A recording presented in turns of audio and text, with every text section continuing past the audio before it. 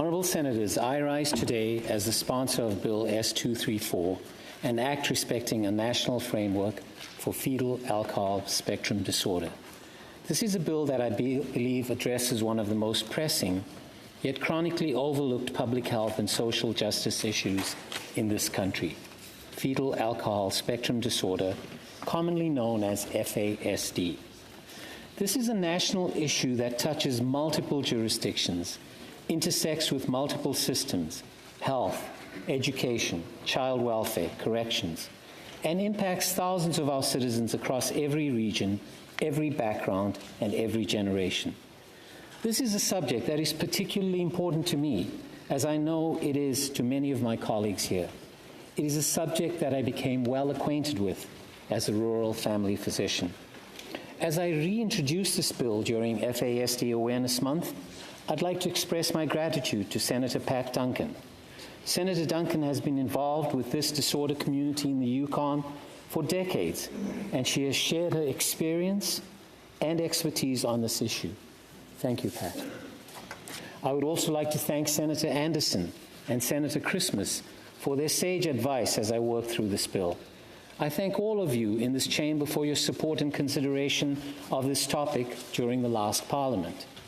Colleagues, Bill S-234 was developed through extensive consultation with the Canada Fetal Alcohol Spectrum Disorder Research Network, which is a collaborative, interdisciplinary research network with partners across the nation. The network brings together a diverse array of professionals: academics, specialists in women's health, individuals who are involved with the criminal justice, developmental pediatricians, psychologists, psychiatrists, social workers, and Indigenous advisors. My thanks to Dr. Laurie Cox, Director of Eastern Door Centre in Elsipogtog First Nation in New Brunswick, for her feedback and dedicated work in this area. September is FASD Awareness Month. We use this time to create conversations, support prevention, and recognize the strengths of people affected by FASD. This is a lifelong disability resulting from prenatal alcohol exposure. When alcohol is consumed during pregnancy, it can alter the development of the brain and body of the fetus, leading to a spectrum of cognitive, behavioral, and physical challenges. Colleagues, I want to be very clear. This is not an issue of morality. It is a matter of public health. People who give birth may not know that they are pregnant, may not be aware of the risks, or may struggle with addiction, trauma, or lack of support. The disorder is often misunderstood, misdiagnosed, or tragically missed altogether.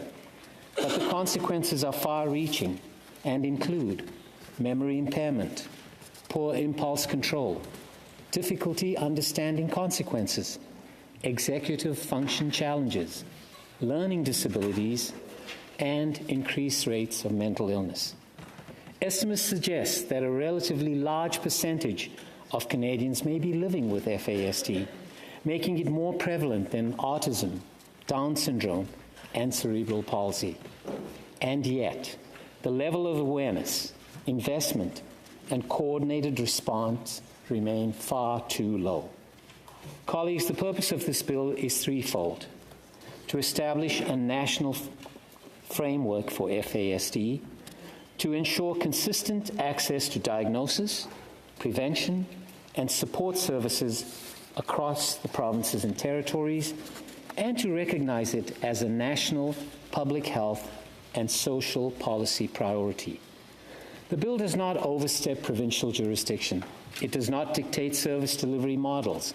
What it does is create the structure, leadership, and federal coordination necessary to support provinces, territories, and Indigenous governments in addressing FASD in a coherent, evidence-based, and compassionate manner. The bill calls for development of public awareness and prevention campaigns, culturally appropriate, trauma-informed, and accessible in both official languages as well as Indigenous languages where possible. We need to move away from the fear-based, stigmatizing messaging. Instead, we must provide honest, non-judgmental information about alcohol and pregnancy, and support for those struggling with substance abuse, including access to addiction services and wraparound prenatal care.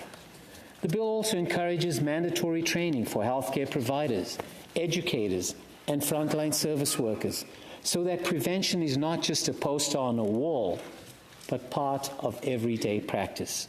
Far too many Canadians with FASD go undiagnosed or are misdiagnosed with ADHD, conduct disorder, or oppositional defiance.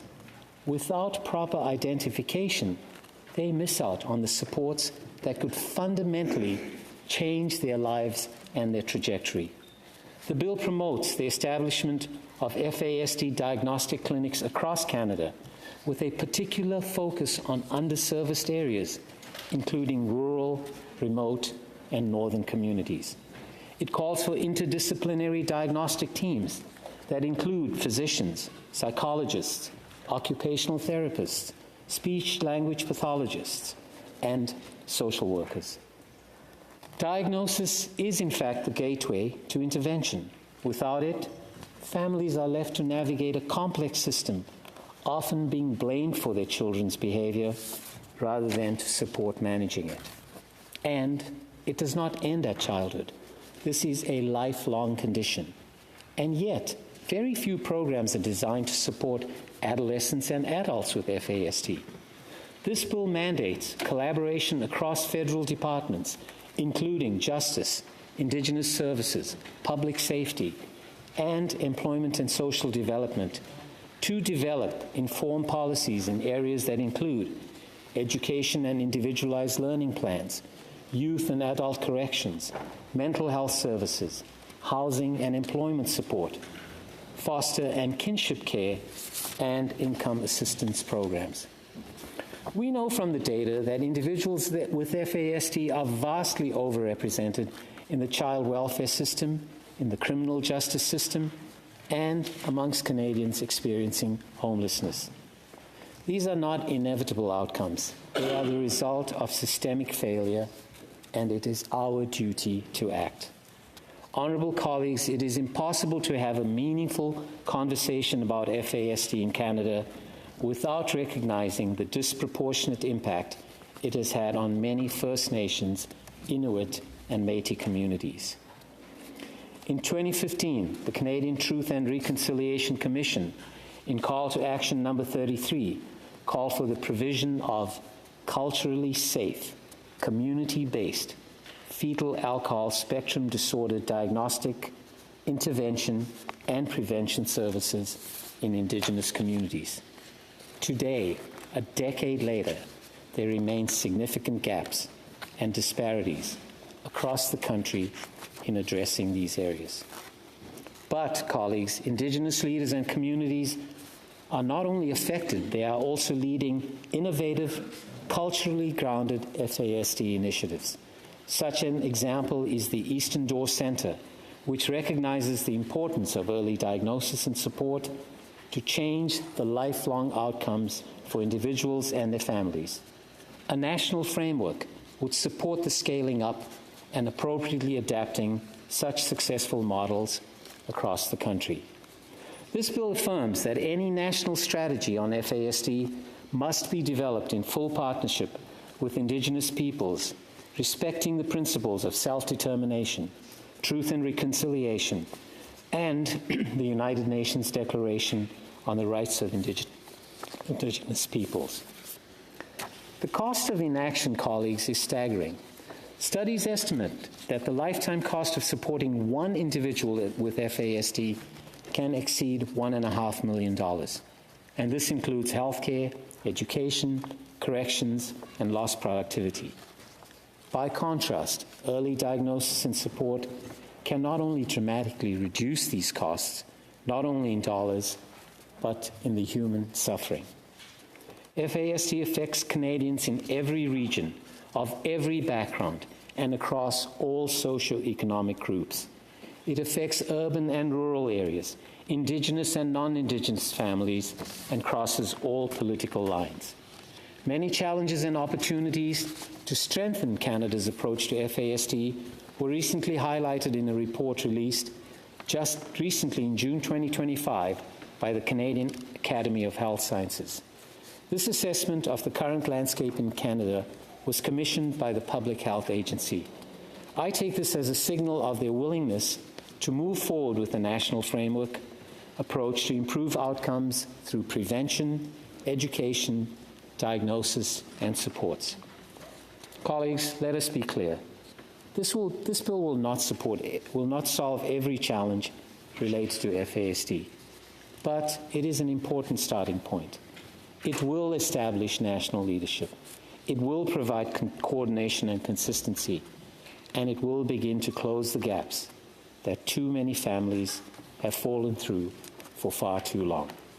Let us recognize that individuals with FASD are not broken. They are not problems to be managed.